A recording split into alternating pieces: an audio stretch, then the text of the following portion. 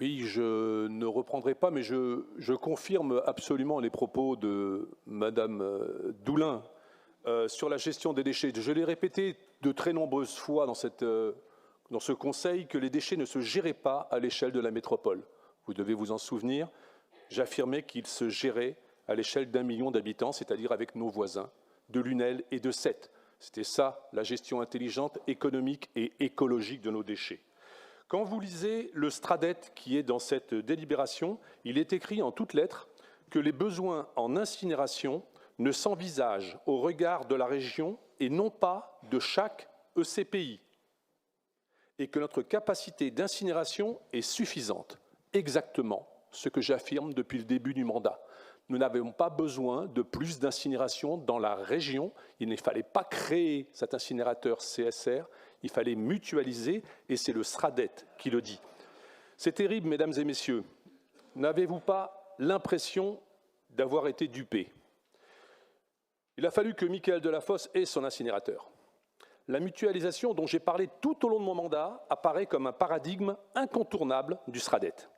Il suffisait de travailler à la réduction des déchets et à la mutualisation de nos outils avec nos voisins. Ils ont toujours été prêts à cela. C'est vous, Monsieur Delafosse, qui défendiez farouchement une vision réductrice métropolitaine. Il faut bien reconnaître que nous avons évolué dans une banalisation du mensonge. Vous avez, Monsieur Delafosse, affirmé sans cesse et sans honte au sujet de l'exportation de nos déchets, Sète ne veut plus de nous. Lunel ne veut plus de nous. Alors qu'en tant que vice-président en charge des déchets de la métropole, de 2020 à 2024, je savais pertinemment que c'était faux. Nos voisins étaient prêts à la mutualisation de nos outils industriels. Seulement voilà, dire que Sète et Lunel ne voulaient pas de nous vous permettez de vous lamenter sur l'exportation lointaine de nos déchets et justifier ainsi la construction d'un incinérateur à Montpellier.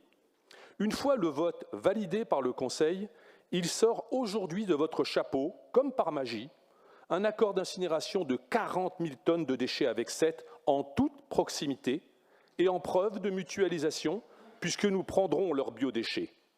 Énième dissimulation, manipulation, ou peut-être absence totale de maîtrise de vision sur ce sujet fondamental, ce qui serait finalement plus grave encore.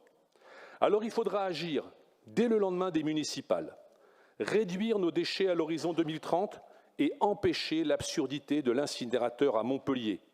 Déployer la stratégie que vous n'avez jamais voulu mettre en œuvre.